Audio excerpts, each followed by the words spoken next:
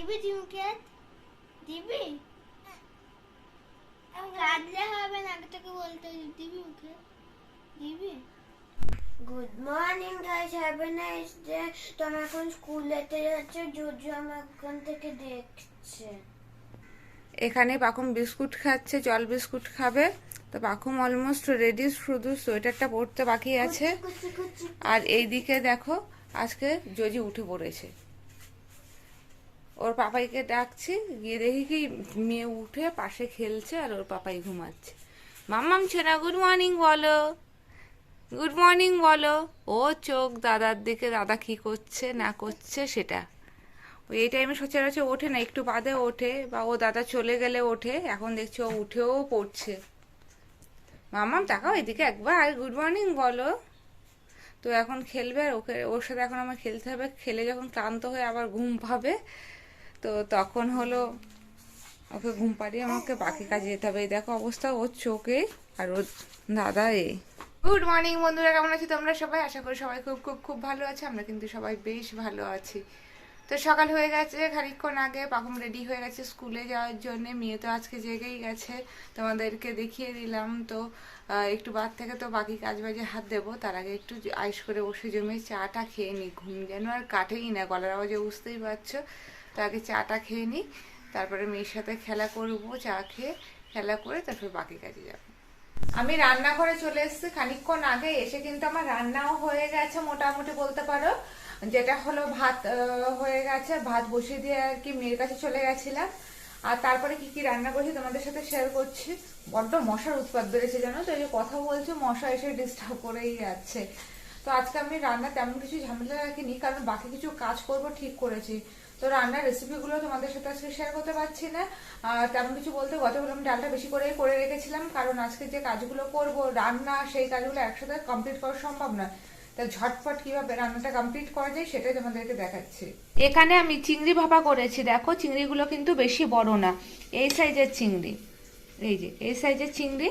তো যেহেতু এই চিংড়ি ভাপাতে কোনো মানে সময় লাগে না বলতে গেলে, কারণ আমি এটা কুকারে করি। কুকারের মধ্যে না একটা গোল কি এটা চাকতি টাইপের বসায়, আর অল্প পরিমাণে জল দিই। আর এটার মধ্যে আমি সর্ষে বাটা দিয়েছি, একটু পোস্ত দিয়েছি, পোস্ত না দিলেও চলে। এ দেখো কাঁচা লঙ্কা এরকম ফাটিয়ে দিয়েছি, আবার কাঁচা লঙ্কা পেস্টও করে দিয়েছি, একটু নুন দিয়েছি, চিনি দিয়েছি, হলুদ দিয়েছি, সর্ষে তেল দিয়েছি। দিয়ে আমি একেবারে এটার আর কি ঢাকাটা আটকে বসিয়ে কুকারে দুটো সিটি দিয়ে রেখে দিয়েছিলাম। তো হয়ে গেছে মাছের ভাপা। আর গতকালে মুসুরের ডাল আছে, আর মুসুর ডালের সাথে আমি আজকে আলু ফুলকপিটা ভাজা করছি। এই যে দেখো মুসুর ডালের সাথে খাওয়ার জন্য আলু ফুলকপি, কাঁচা লঙ্কা আর কালো জিরে দিয়ে আমি ভাজা করছি। এই যে লাল লাল করে ভাজা, এটা কিন্তু খেতে সত্যি খুবই ভালো লাগে। একটু এরকম করে কড়া করে ভাজা করতে হবে, তবেই ছেলে বেশি পছন্দ করে, এবার একটু লাল লাল হবে খেতে। এই যে এটা কিন্তু কমপ্লিট হয়ে গেছে, আমি এবার গ্যাসটা বন্ধ করে দিচ্ছি। তো এই দিয়ে আর চাটনি করা রয়েছে।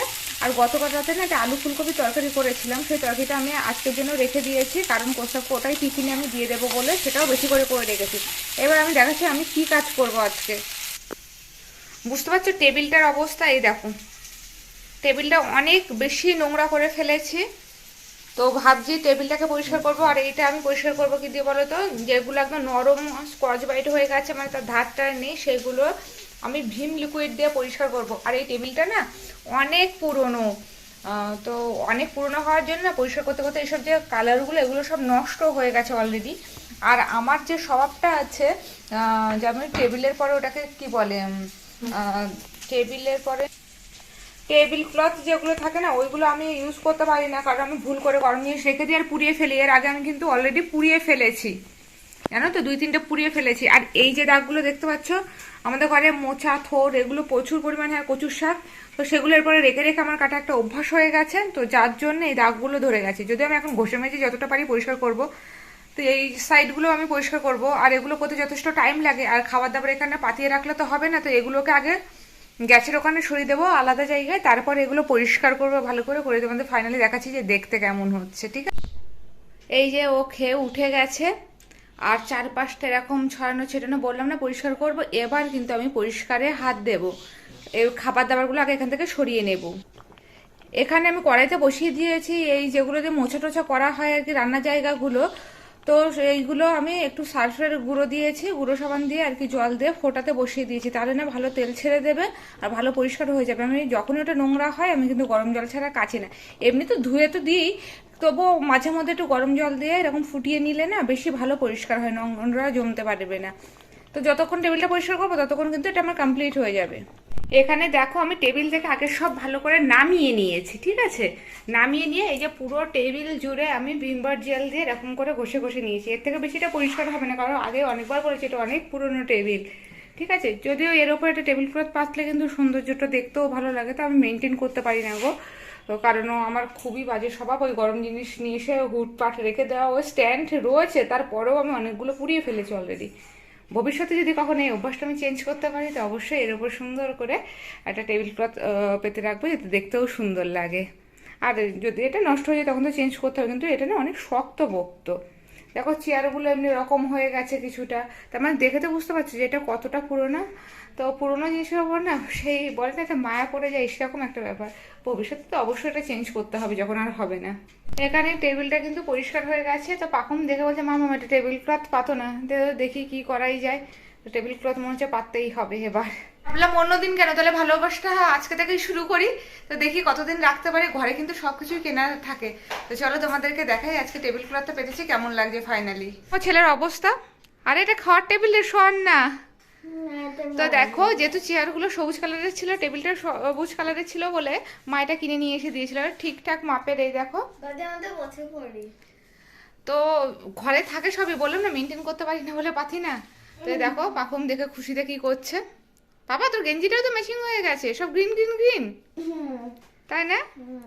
তো এটা কেমন দেখতে হয়েছে অবশ্যই কমেন্টস করে জানিও। জানি পরিষ্কার করে রাখলে সব কিছুই দেখতে সুন্দর লাগে, কিন্তু সত্যি কথা বলতে সময়ের বড্ড অভাব। হ্যাঁ সবাই ব্যস্ত, সবাই সংসারে কাজবাজ করো, সবই ঠিক কথা, কিন্তু সবার সংসার তো আলাদা হয়। টেবিল পরিষ্কার করে এই যে গ্যাসটা মুছে নিলাম। গ্যাসটা মোছা হয়ে গেলে মনে হয় কি ঘরের মানে রান্নাঘরের প্রচুর কাজ হয়ে গেছে।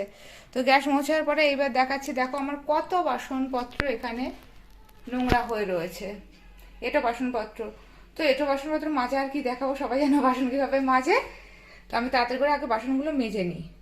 দেখো অবস্থা, ক্লাসে কোনো অঙ্ক পারে না, বাড়িতে এসে সেই অঙ্ক করছে। ক্লাসে পারে না, বাড়িতে পারে মোটামুটি। মাথায় দেখি এসে আমি নিচ থেকে এসে দেখি মাথায় শিং জ্বলছে, শিং জ্বালিয়ে পড়াশোনা করছে। এদিকে তাকায় করে মুখটা দেখে দিত সিংহের মুখটা। এই স্কুলে পারিস নি কেন কোনো অঙ্ক?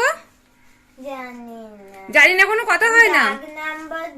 ম্যাডাম অন্য দাগ নাম্বার বলেছে, ম্যাডাম বললো যে খ দাগ নাম্বার, আমি লিখেছিলাম যে ক।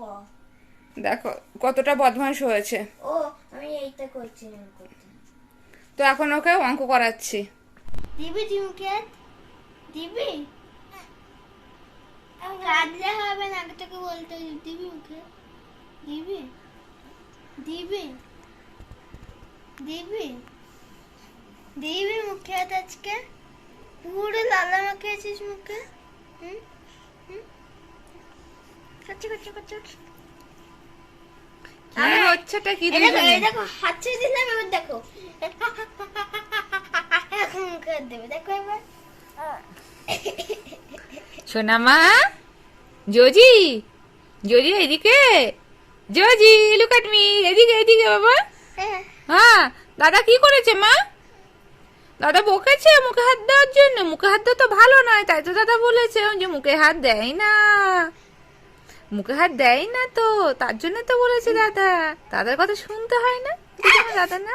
আমি পদুনি যে বল চলে এসেছিল জানো, তো তুই দেখে বসবি না? এটাকে বলতে আছে কি হয়েছে জানো, জজুকে দেখছিলাম, তার এখানে রাখলাম যেই বলতে, তখন আমি জজুকে দেখতে গিয়ে আগে পড়ছে পড়েছি। কি হয়েছে তুমি কি বলবে? হ্যাঁ বলছে good morning guys, happy nice জজু বলছে। ও কি হয়েছে, তুমি কি বলছো বলো? কথা বলছো? দাদা বকেছে? ও মা চোখে জল চলে এসছে আমার মাথার। না ঘুম করবে?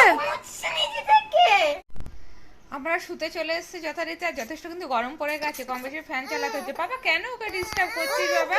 দিচ্ছিল ওকে বুঝে করছে কিছু, বুঝে করছে। কেন ওকে দিয়েছে দেখো মুখ থেকে এখন করছে। ও বুঝে করেনি, ও সেটাই বলছে। দাদা হাত ধরেছে, আয় দাদা হাত ছাড়, হাত ছাড়, দাদা হাত ছাড়, দাদা দুষ্টু করেছে। হ্যাঁ, ওকে দেবো, ওকে দেবো। তো যথারীতি এখন কিন্তু যদি অল্প অল্প করে কথা বলার চেষ্টা করে, খুব তাড়াতাড়ি হয়তো কথা বলা শিখেও যাবে। কারণ ভীষণ মানে কি বলে, আজকালকার বাচ্চারা মানে এরকমই হয়, একটু বেশি অ্যাডভান্স। পাপা ওকে জ্বালাতন করিস না। আমরা এখন ঘুমিয়ে পড়ছি, ঘুম থেকে উঠে পাখুম পড়াশোনা করবি তো? হ্যাঁ, আমার প্রজেক্ট আছে তো দুটো, কিন্তু ম্যাডাম বলছে কালকে জমা দেবে।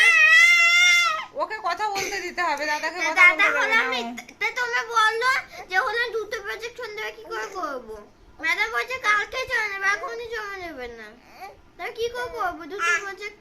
ওর অলরেডি প্রজেক্ট রেডি হয়ে গেছে, অল্প একটু কাজ বাকি আছে।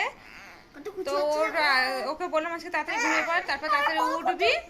এবার ওঠার পরে দেখা যাক তারপরে ওর কি। আরে পাপা করিস না তো, চল আমরা এখন ঘুমিয়ে যাই। তুই তো আয়না দেখে দেখে তুলছিস, বেঁচে গেল। কি ফেটে গেল? হ্যাঁ, তুই খাচ্ছিস? কি অবস্থা বাবা তৈরি করছে। তোমাদের কি করতে হবে? তো করা অনেক ইজি। তোমাদেরকে আগে এখন করতে হবে, এখন করতে হবে। তারপর কি করতে হবে, তো দাঁতের সাথে ফাটাতে হবে। দেখবে তোমাদের মুখে, তোমাদের জিভেতে চলে আসবে বাবলে। দেখো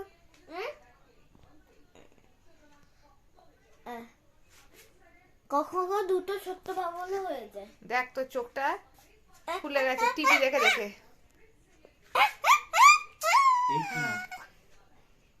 বুনু উঠে যাবে, বুনু উঠে যাবে। আচ্ছা অনেকক্ষণ করে রেখেছিস, চল এবার বাকি পড়াগুলো করে নে।